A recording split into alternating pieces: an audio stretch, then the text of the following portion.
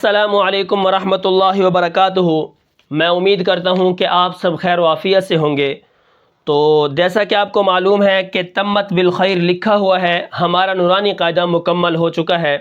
یہاں پر میں آپ سے صرف چند گزارشات کروں گا، وہ یہ ہیں کہ تختی نمبر 1 کے اندر میں نے جو سوال آپ کو بتایا ہے، میں یہاں پر آپ کو صرف وہ بتاؤں گا کہ سب سے پہلے جو ہمارا سوال تھا وہ تھا قاعدہ کسے کہتے ہیں، پھر تعوض کسے کہتے ہیں، تسمیہ کسے کہتے ہیں، نقطے کسے کہتے ہیں، نقطے کہاں لگتے ہیں، عربی زبان میں نقطوں کی تعداد کتنا ہے، حروف مفردات کسے کہتے ہیں اور حروف مفردات کتنے ہیں۔ تو اگر آپ نے تختی نمبر 1 نہیں دیکھی تو وہاں پر آپ جا کر ان سوالوں کو دیکھ سکتے ہیں، ٹھیک ہے۔ اس کے بعد تختی نمبر 2 کے اندر جو ہم نے پڑھا وہ تھا حروف مرکبات کسے کہتے ہیں، حروف مرکبات کس طرح پڑھیں، حرفوں کے کتنے خاندان ہیں، حمزہ کی کتنے شکلیں ہوتی ہیں، اسی طرح با، تا، سا، نون، یا کے اندر کیا فرق ہوتا ہے، یعنی نقطوں کا فرق ہوتا ہے۔ اس کے بعد جیم، ہا، خا، ان کا فرق میں نے آپ کو بتایا، فا، قاف کا فرق بتایا۔ ہم آواز حروف الگ الگ ایک ساتھ آ جائیں تو ان کو صاف صاف کر کے پڑھنا ہے، ہر حرف کو علیحدہ پڑھنا ہے، اور اسی طرح ایک خانے کے اندر جتنے حروف ہو ان کو ایک سانس کے اندر پڑھنا ہے۔ تو یہ جو 10 سوال ہیں یہ تختی نمبر 2 کے اندر ہیں، اگر آپ نے نہیں دیکھے تو آپ میرے چینل پر جا کر تختی نمبر 2 کو دیکھ سکتے ہیں۔ اس کے بعد میں نے آپ کو تختی نمبر 3 کے اندر بتایا تھا کہ حروف مقطعات کسے کہتے ہیں، حروف مقطعات کتنے ہیں، کتنی صورتوں کے شروع میں آتے ہیں، حروف مقطعات کا مجموعہ کیا ہے، اسی طرح حروف مقطعات اور مفردات میں ایک فرق ہے اور مرکبات میں بھی ایک فرق ہے۔ حروف مقطعات کے ہجے نہیں ہوتے، اور سورۃ آل عمران کا شروع کرتے وقت کتنی وجہ وہاں پر ہیں۔ تو اسی طرح اس کے بعد تختی نمبر 4 کے اندر میں نے آپ کو بتایا حرکات، نصب، جر، اسی طرح رفع، اسی طرح آگے زبر، زیر پیش، فتح، کسرہ، ضمہ، یہ زبروں کے نام تھے، حرکات کے نام تھے۔ حرکات کسے کہتے ہیں، جس حرف کے اوپر حرکت ہو اس حرف کو کیا کہتے ہیں۔ حرکات ادا کرتے وقت 3 چیزوں کا خیال کرنا ہے، زبر، زیر پیش کو معروف پڑھنا ہے، حرکات کہاں لگتی ہیں، حرکات پڑھنے کا طریقہ کیا ہے۔ تو حرکت کی جتنی بھی چیزیں ہیں، حرکات کی آواز کیسے ہوتی ہے، زبر کی آواز کیسے ہوتی ہے، زیر کی آواز کیسے ہوتی ہے، پیش کی آواز کیسے ہوتی ہے، تو یہ میں نے سب آپ کو بتایا ہوا ہے تختی نمبر 4 کے اندر۔ تو اگر آپ نے نہیں دیکھا تو وہاں پر جا کر آپ دیکھ سکتے ہیں، تو آپ کو اس سے بہت بڑا ایک فائدہ ہوگا۔ اس کے بعد تختی نمبر 3 کے اندر ہے تنوین کسے کہتے ہیں، تنوین کی پہچان کیا ہے، یعنی 2 زبر 2 زیر 2 پیش کو تنوین کہتے تھے۔ تنوین پڑھنے کا طریقہ کیا ہے، تنوین کہاں لگتی ہیں، غنہ کسے کہتے ہیں، غنہ کی مقدار کیا ہے، حرکت تنوین میں کیا فرق ہے، نون تنوین اور نون ساکن میں کیا فرق ہے۔ تو اسی طرح یہاں پر سوال نمبر 12 ہے، تو آپ تختی نمبر 5 میں جا کر دیکھ سکتے ہیں۔ تو اگر آپ نے نہیں دیکھا تو وہاں پر آپ جا کر دیکھ سکتے ہیں۔ اس کے بعد تختی نمبر 6 کے اندر میں نے آپ کو جو سوال بتائے تھے وہ یہ تھے کہ پچھلی تختیوں کی مشق تھی، دہرائی تھی، یعنی آبدن، آحدن جو تختی ہے اس کے اندر میں نے آپ کو بتایا، لفظ انا کی وضاحت بھی بتائی تھی، حرکت اور تنوین کی صحیح طرح ہجے کرنے میں نے آپ کو سکھائے تھے، ہجے کرنے کے 2 طریقے بھی بتائے تھے، وقف کی قسمیں، وقف بالاسکان، وقف بالابدال، وقف بالسکون، وقف کا مطلب کیا ہے یہ بھی میں نے آپ کو بتایا۔ ہجے کرتے وقت جلدی نہ پڑھیے، ٹھیک ہے، جیسے بازر با، تازر تا، ٹھیک ہے، اس طرح جلدی نہ کریے۔ یہ سب چیزیں میں نے آپ کو بتائی ہیں کس کے اندر، تختی نمبر 6 کے اندر۔ اس کے بعد تختی نمبر 7 ہے، اس کے اندر کھڑی حرکات ہیں۔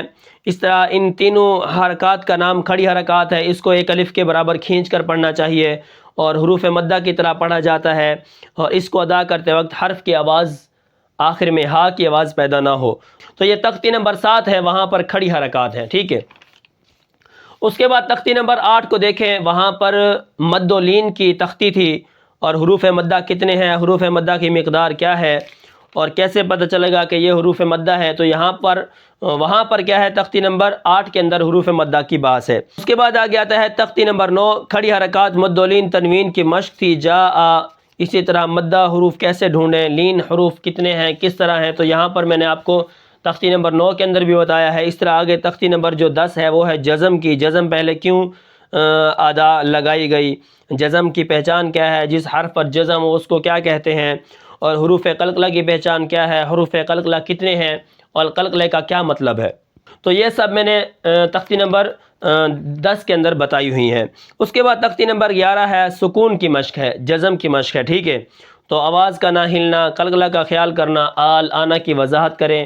اس طرح اور بھی کلمات تھے، الموعوذۃ، اور اسی طرح بہت سارے اور ایسے کلمات تھے جن کے اندر حروف مدہ بھی تھے، حروف لین بھی تھے، آخر میں ہا آتی ہے جو تا کی شکل میں۔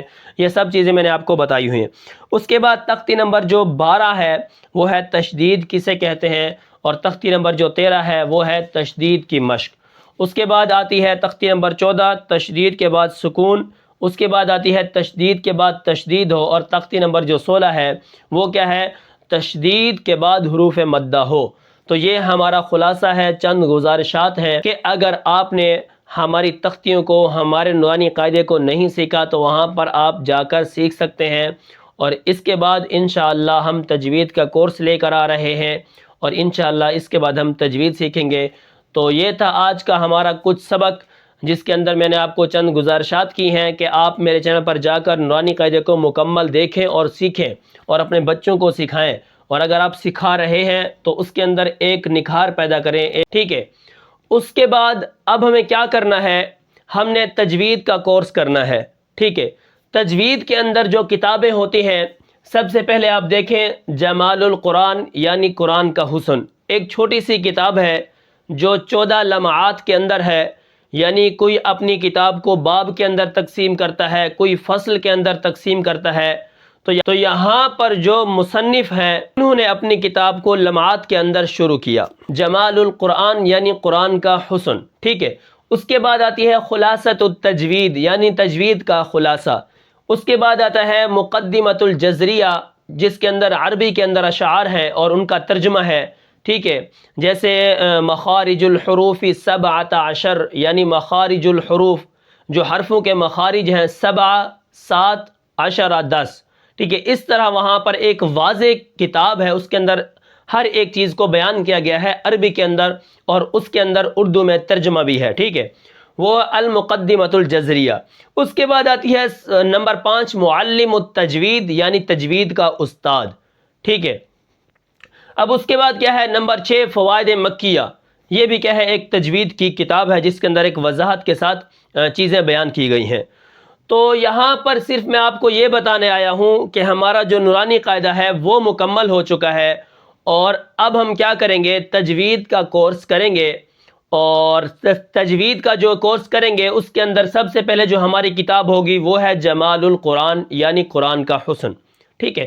اس کے بعد ہوگی خلاصۃ التجوید، اور اس کے بعد ہوگی المقدمۃ الجزریہ، یا ہم پڑھیں گے، یا اس کے بعد معلم التجوید یعنی تجوید کا استاد۔ دیکھیں ہر چیز سکھانے والے کے اوپر ہوتی ہے۔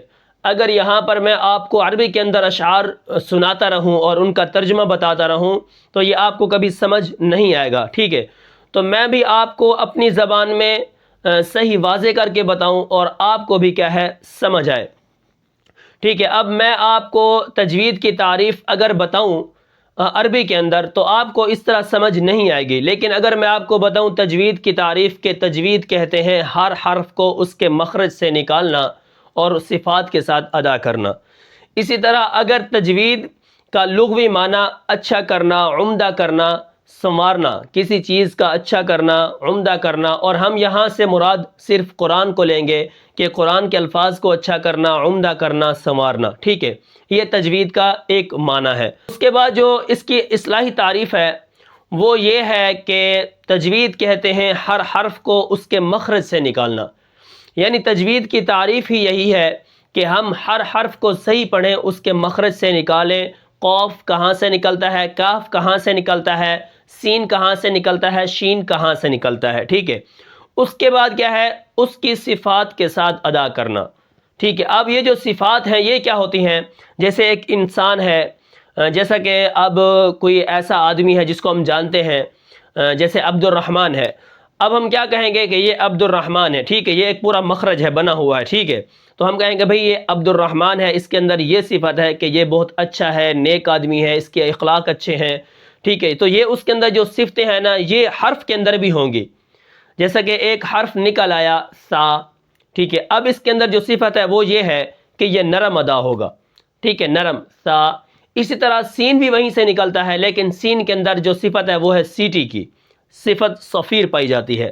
پہلے ہم کیا کریں گے، جمال القرآن کو ایسے پڑھ لیں گے لمحات کے اندر، اور اس کے بعد ہم اس کے سوال و جواب نکال کے آئیں گے کہ تجوید کسے کہتے ہیں، جمال القرآن کا مطلب کیا ہے، اور اسی طرح صفات کا کیا مطلب ہے، صفات کسے کہتے ہیں، اور صفات کا لغوی معنی کیا ہے، اصطلاحی معنی کیا ہے۔ تو اس طرح ہم پھر جمال القرآن کو سوالوں کے اندر لے کے آئیں گے۔ یعنی پہلے ہم کیا کریں گے، ایک کتاب کو مکمل کریں گے اور اس کے بعد ہم دوسری کتاب کو شروع کریں گے۔ کتاب نہیں، لیکن ہم قرآن کی مثالیں بھی ساتھ لے کے چلیں گے، قرآن کی جو آیات ہیں وہ بھی ساتھ لے کر چلیں گے، کیونکہ تجوید کہتے ہیں ہر حرف کو اس کے مخرج سے نکالنا اور اس کی صفات کو ادا کرنا۔ تو اس وقت تک ہمیں پتہ نہیں چلے گا کہ ہم تجوید کو کیسے صحیح پڑھ سکتے ہیں، مخارج کو کیسے نکال سکتے ہیں۔ تو ان سے پہلے ہمیں کچھ چیزوں کا جاننا ضروری ہوتا ہے، اور وہ یہ ہے کہ اس کے اندر غلطیاں کون کون سی ہوتی ہیں، کن کن غلطیوں سے ہم نے بچنا ہے۔ تو یہاں پر 14 لمحات کے اندر تو انشاءاللہ جمال القرآن کی بحث کے اندر ہم اپنی یہ باتیں رکھیں گے۔